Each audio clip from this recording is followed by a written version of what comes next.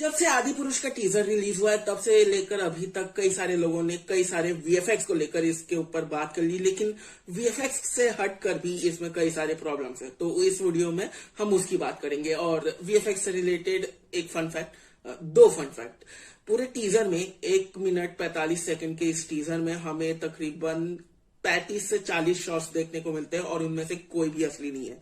या तो वो मॉडल्स थे या फिर सीजीआई थे, वीएफएक्स थे। कोई भी रियल लोकेशन में शूट नहीं हुआ था। और दूसरा, सुनने में आ रहा है कि 8000 वीएफएक्स शॉट्स हमें देखने को मिलने वाले हैं पूरे मूवी में। यानी कि अगर इस क्वालिटी का वीएफएक्स देखने को मिलेगा तो रहने दो। तो सबसे पहले ये रावण का जिसके ऊपर भी बैठा है, ये ड्रैगन या चमगादड़ जो कुछ भी है, वीएफएक्स की बात नहीं कर रहा हूं ऑब्वियसली, जैसे कि मैंने कहा।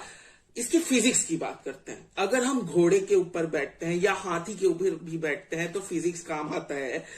हम ऐसे उछलते हैं, ऊपर नीचे चलता है, क्योंकि जब वो जानवर चलते हैं तब भी यहां बस वो उड़ रहा है। लेकिन सैफ अली खान बस स्टील हैं, बस बैठे हुए हैं।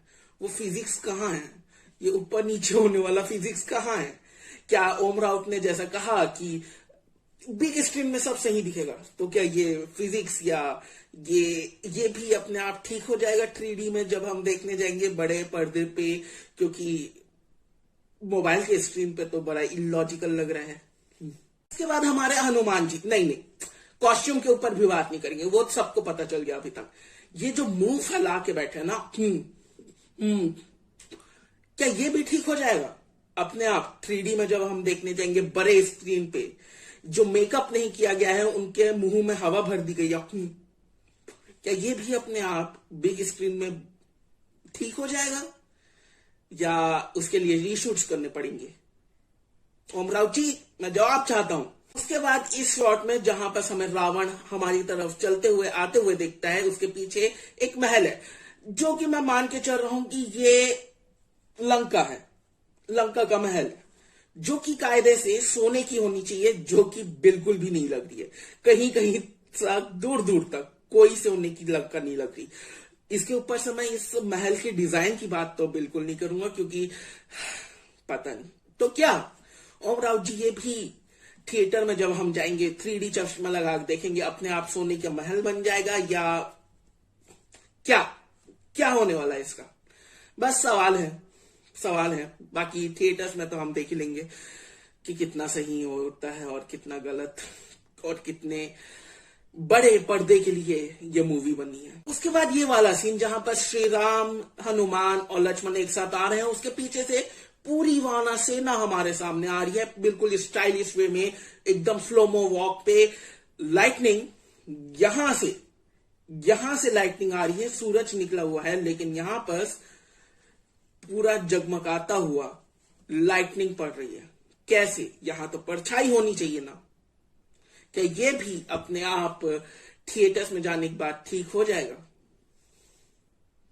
एडिटिंग के मदद से वो भी कर सकते हैं, चलो ठीक है। उसके बाद सिनेमेटोग्राफी, हर बात सिनेमेटोग्राफी, हाँ, सिनेमेटोग्राफी में कई सारी चीजें ठीक कर सकते हैं, बैकग्राउंड से लेकर नीचे सब एडिटिंग की मदद से। लेकिन क्या 3 महीने में हो जाएगा? मैं बोल रहा हूं डिले कर दो, कोई बड़ी बात नहीं है। बड़ी मूवीज ने डिले किया है, अच्छे से काम कर लो। कई सारी गलतियां छूट सकती हैं अगर कई सारी चीजें तुम सिनेमेटोग्राफी वाइज या वीएफएक्स वाइज ठीक भी कर दो। इन सब के अलावा भी कई सारी चीजें हैं, मोस्टली कॉस्ट्यूम को लेकर। सीता माता की साड़ी, हनुमान जी का धोती व्हाइट, वो व्हाइट क्यों पहने हैं? राम जी लक्ष्मण जी व्हाइट क्यों पहने हैं? लाल पहनते हैं हनुमान जी, मतलब उन सब से रिलेटेड। उसके बाद कवच, रावण का कवच, मतलब इतनी सारी चीजें हैं। सिर्फ इस 1 मिनट 30 सेकंड में हम इतनी सारी गलतियां निकाल सकते हैं, ना सिर्फ वीएफएक्स वाइज बल्कि और भी कई सारी चीजें हैं। और रावण के लुक को लेकर कई सारी बातें चल रही थी, तो मनोज मुंतशिर जी ने, जिन्होंने डायलॉग्स और गाने लिखे हैं इस मूवी के कई सारे, तो उन्होंने कहा कि कोई बड़ी बात नहीं है, खिलजी जैसा लगता है तो लगता है, हर युग में अपना एक बुराई का प्रतीक होता है, तो ये खिलजी जैसा लग रहा है। सर क्या हो रहा है यार?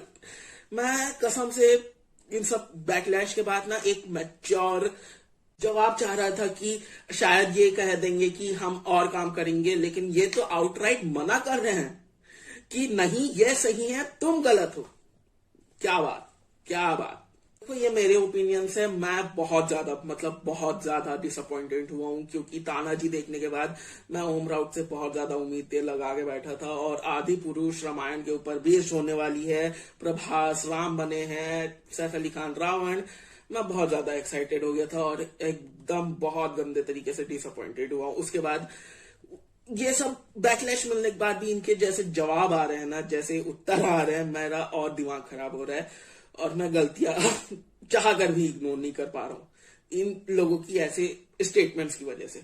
बाकी ये मेरे ओपिनियंस थे, तुम अपने ओपिनियंस के लिए खुद जिम्मेदार हो। तुम बताओ कि क्या तुम देखने के तैयार है? मैं देखूंगा, रामायण है, कोई भी देखने जाएगा, चाहे जैसा भी हो, मैं देखने जाऊंगा। देख के आने के बाद ऑनेस्टली तुम्हें बता भी दूंगा। बाकी तुम बताओ तुम्हारे क्या ओपिनियन है। बाकी मिलते हैं अगले वीडियो में, तब तक के लिए बाय, और सब्सक्राइब करो क्योंकि सब्सक्राइब करना बहुत जरूरी है। Okay bye.